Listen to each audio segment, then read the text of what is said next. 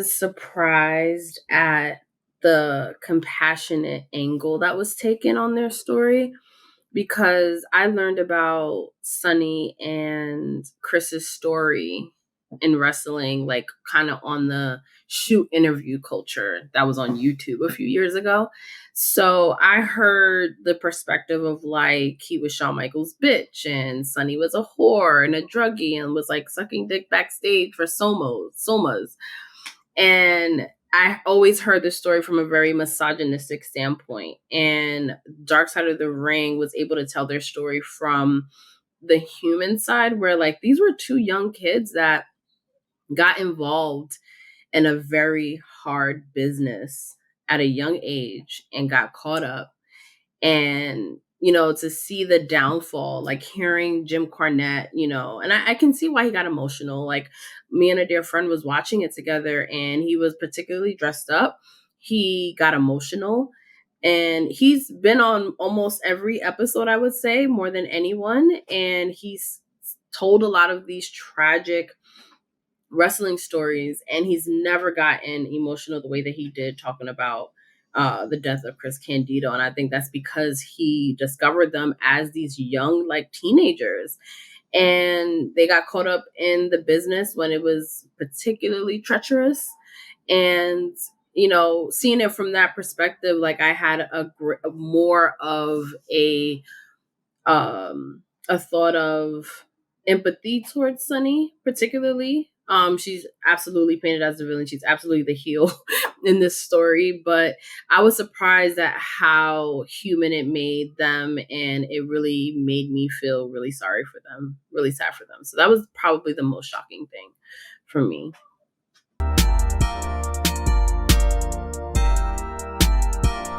When Jim Cornette was saying that he would have been one of the biggest stars in the business, I feel like people like Jim Cornette and like JR, for example, that old school mentality of like when they have their guy, it's like their guy.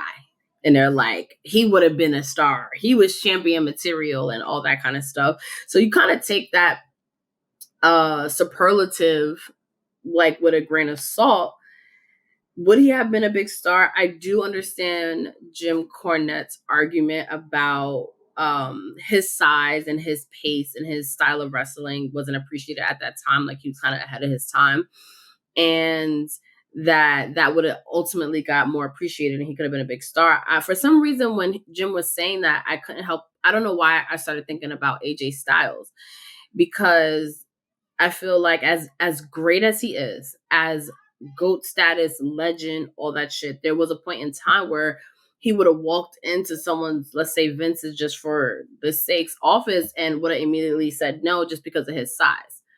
So I do kind of understand that aspect of it. I don't know, I didn't grow up watching Chris Candido, don't get me wrong. I do have a bigger respect for him after this episode, just knowing how well he did in ECW. I'm not going to say that that's not a true statement, but I don't know if he would have been like one of the biggest stars in the business, like Jim Cornette was saying. I do think he probably would have got more rub. I think he would have been looked at as like a Mr. Perfect almost, where, it's known across the board, no matter what era you grew up in, like that he was really, really good. And he might have, if he was appreciated more and didn't get injured and didn't have what they say, his demons, would have been one of the biggest stars, maybe.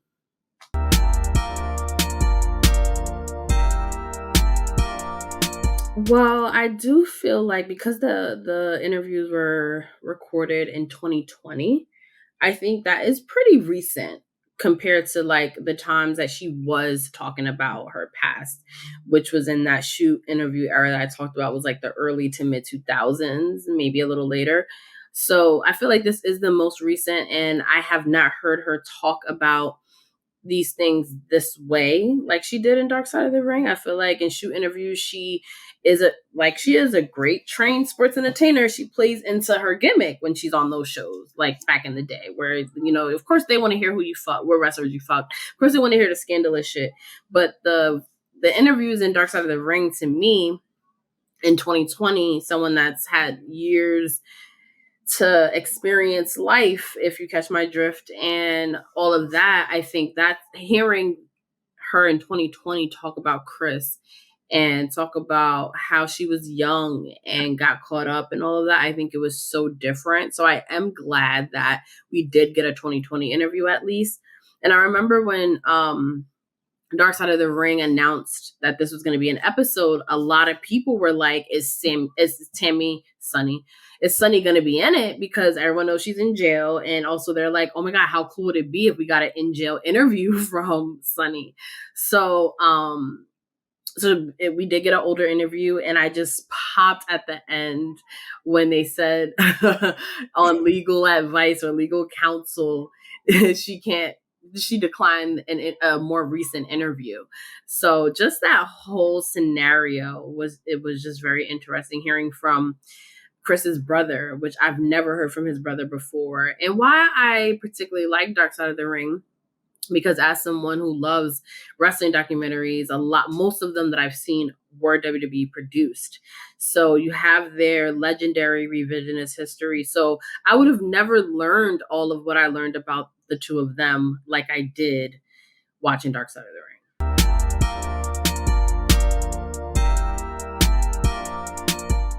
I wish that and don't get me wrong, if you listen to those wrestling girls and if you know me as a person, like I absolutely gave Sunny the respect that she deserved and the props that she deserved, despite everything that she ended up being and saying and becoming.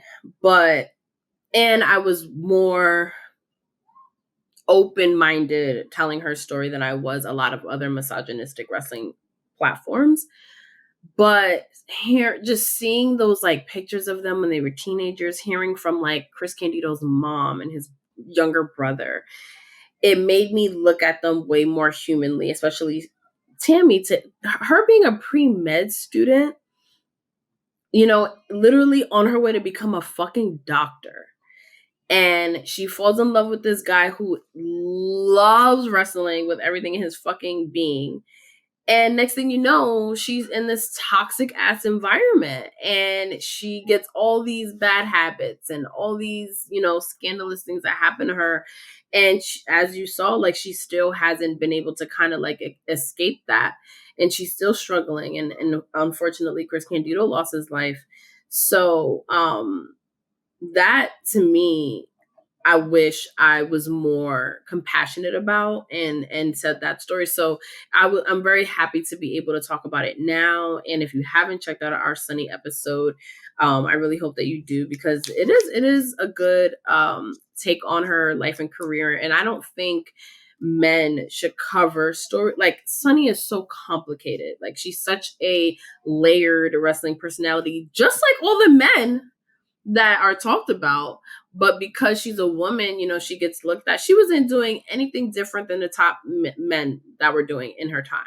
But because she was a woman and she was confident, she was cocky, that whole Dark Side of the Ring, they were just like, I guess cockiness. So it's like, so she couldn't walk backstage and be confident. Like, that was a part of her fucking downfall, was fragile ass men couldn't accept that, So I also was glad that they didn't bring up Sable and like the cattiness, because that's another misogynistic angle that's always taken in her story, is the cattiness backstage, because that's what guys see. Like the issues have to be petty jealousy. It has to be fucking rare type vibes. I'm glad they didn't mention that, because that's also a part of the wrestling business. Like guys are just as catty and petty with each other in this business for fucking 5 decades. Like, please read any autobiography, listen to shoot interviews, listen to all of the petty shit and petty jealousies that women are known for, that get mocked for. Men do it 10 times worse in the wrestling business, but it never gets looked at that way.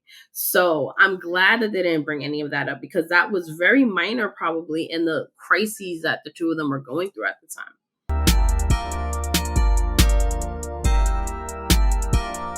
Another thing that I appreciated about the documentary as well is them sharing Chris's passion for wrestling.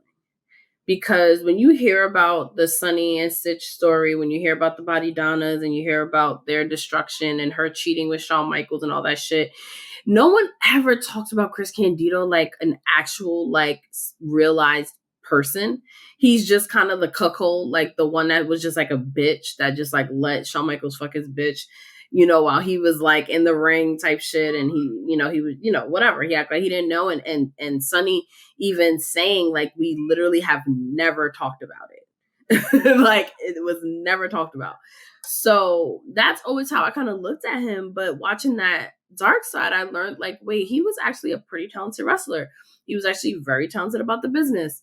He was actually, that was his life. Like most people that get into this crazy ass business, he loved it. He was obsessed with it. When his brother said when he had a seizure and they were trying to like see if he was like conscious, and they were asking him basic questions like what day of the week it is, and his brother was like, no, how many world titles has Ric Flair won? That shit. He's almost dying, and he knew the answer to that, but nothing else. So just seeing, I like just when I see people that are like passionate about wrestling in that way, especially when they become wrestlers or are in the business, it just gives me, it just makes me appreciate them and respect them so much more. And the fact that wrestling, purely his love of wrestling and wanting to do more in that industry is what made him be clean. Like, and he had like a problem. Like him and Sonny had like a drug problem, like real bad. And he was able to get sober because he was like, wait, I didn't accomplish what I wanted to accomplish in wrestling. So I'm gonna get clean. So that's just learning how passionate he was about it and how much he wants to get better. And honestly, the passion for wrestling like ultimately killed him, because he was that old school mentality of like, you show up and you get in that ring literally no matter what. And literally after surgery is like taking planes and showing up just to do, spots and shows for fucking TNA. And, unfortunately he lost his life. So I love that they showed that, because it just gives me a whole different respect looking back at them. Because again, like, they're not perfect. Life isn't perfect. Wrestling is hard. So their story isn't anything I feel like to condemn them for. I feel like it's more another story. And that's it. Another wrestling story.